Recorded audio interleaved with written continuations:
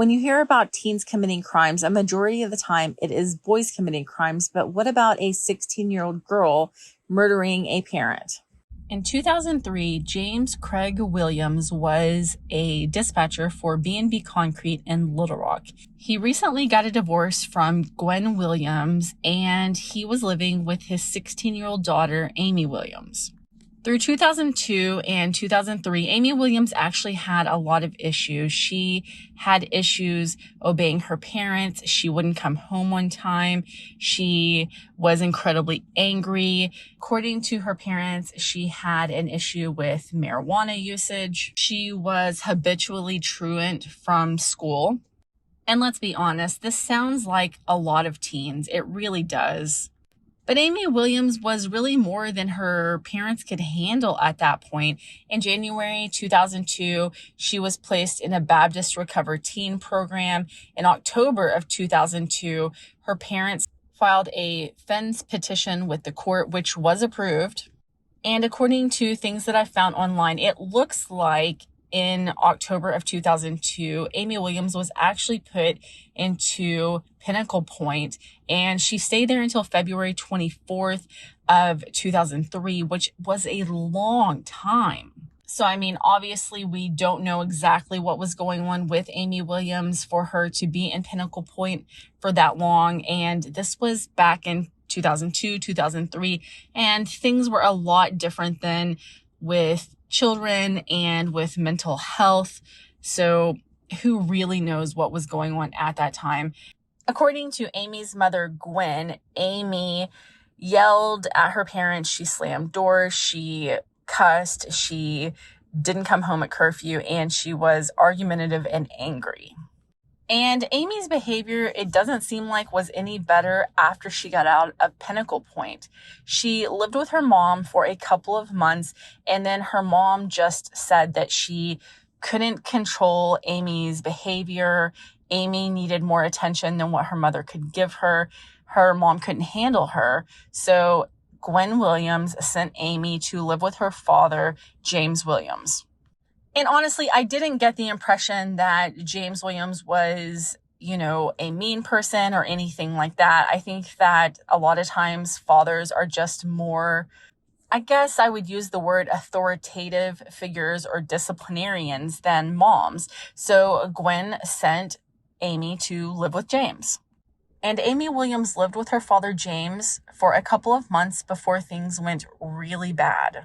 July 30th, 2003 was a Wednesday, and on this day, of course it was in July, so it was summer break at school.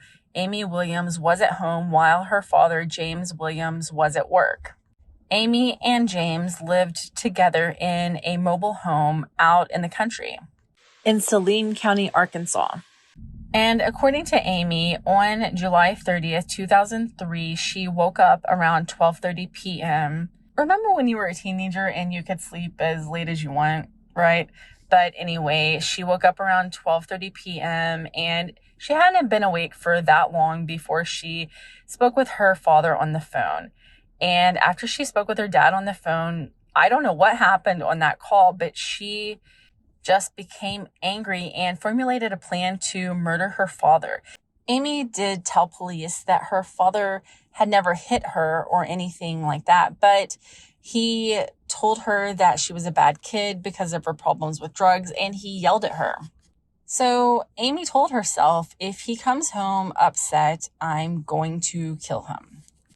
Amy Williams knew that her father had a deer rifle in his closet, so around 1:30 p.m., so maybe less than an hour after she got off the phone with her father, she went to his closet and she got the rifle and she took the bullets and got earmuffs for hearing protection. And she went out in the backyard and fired one round in the backyard to practice and make sure that she knew how to work the rifle. I'm guessing that she had never fired a rifle before. Amy Williams fired one shot. That went well, so she took the rifle, loaded it, and put it back in her father's closet. It looks like Amy Williams went on with the rest of her day until her father came home around 4 p.m. that afternoon. When her father came home, She and her father were talking. He asked her about her day, and then he started watching television. Amy Williams said that her father just pissed her off, so she went to his room and got the rifle and the earmuffs, and she took them and placed them in her room. Then Amy Williams called her father back to her room, and her father came back to her room. When her father came back to her room, she had her father turn around so his back was facing her. And Amy Williams got the rifle, put on the earmuffs, and she fired one shot, hitting her father in the neck and head area. Amy Williams got her purse, her dad's keys, and his wallet. She called her mother and told her mother that her father had been shot. I don't know if she told her mom this, but she tried to tell police that one of her father's coworkers from the concrete company came to their home and was the one that shot her father. But she obviously led her mother to believe that someone else shot him because her mom told her to get out of the home. So Amy Williams took the truck keys, she took her dad's wallet, including the debit card, and she left the home. And again, you have to consider this was back in 2003. So Amy Williams went to Harvest Foods and she pulled $150 from the ATM. To be honest, I couldn't find what happens after this point or between this point and when Amy Williams is arrested for the crime. I would assume that the police investigated the murder weapon. The rifle was found in the home. So they did bring Amy Williams in for an interview. And during that interview, initially, like I said before, Amy Williams said that the person that came in and shot her father was a man that her father worked with at the concrete company. During that same interview, Amy Williams did end up giving a full confession to everything that happened. At 16 years old, Amy Williams was charged with capital murder in the death of her father. And it looks like back in 2003, even for a while, the prosecutor was mulling over the option of seeking the death penalty, which to me seems like a lifetime ago that a child could be essentially put to death for a murder like this, because as we know now, you can't even give a minor a life without the possibility of parole. They have to have a chance at parole. So just, I think in this day and age, it seems like forever ago that they could actually face a death penalty at 16 years old. In the end, I don't think that they sought the death penalty, but Amy Williams' attorney did argue heavily for her facing this charge in juvenile court rather than adult court. Amy Williams' attorney argued that her getting services through the Division of Youth Services would be better to rehabilitate her than adult prison would be for her. And let's be honest, adult prison, especially in Arkansas, is not set up to be rehabilitative. It is set up to be punitive. It's a punishment for a crime that you commit. There aren't a lot of programs, I feel like, in prison, adult prison in Arkansas, to help turn people that have committed crimes into contributing members of society, which is what her attorney felt like she could get from the Department of Youth Services. She could get counseling. She could get rehabilitation for whatever drug issue that she might have had, anger issue. Those are where her needs could have been met better, is what her attorney argued. But the prosecution argued that she had received those services and then she murdered her father. So those services must have not helped her that much. And why would she be offered those services again? Amy Williams was charged as an adult and she went through the court process. According to reports, when Amy Williams first had her bond hearing initially after she was arrested, she was sobbing. She was crying loudly. I didn't mean to, mama. But she eventually accepted a plea deal. Amy Williams pled no contest to the first-degree murder of her father, James Williams, and also to theft of property for taking her father's ATM card and pulling money out.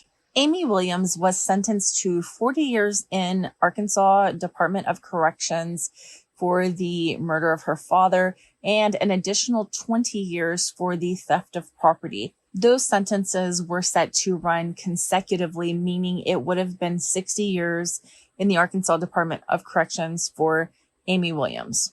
Amy Williams did file an appeal in her case, arguing that she should have been charged in juvenile court. There was enough evidence to prove that to show that she would have benefited from the services of the Department of Youth Services, but her appeal was denied.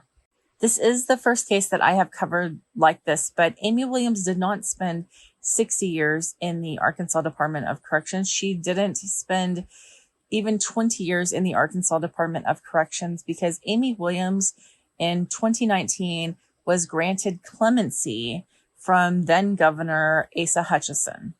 That clemency meant that Amy Williams was immediately eligible for parole, and Amy Williams was released from prison. Amy Williams was released from prison in 2022, so she's been out of prison for about a year now. She seems to have stayed out of trouble. I can see where Amy Williams did take college courses when she was in prison in Arkansas, so maybe those have benefited her in some way.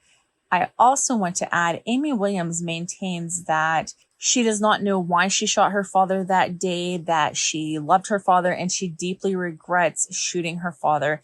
She says that 2 weeks prior to the murder of her father, she was prescribed Prozac, and it is Amy Williams' belief that the Prozac is what contributed to her murdering her father. Now, I can positively say that there are plenty of people out there that have negative reactions, especially to mental health medications that make them do all sorts of things, become homicidal, or want to unalive themselves.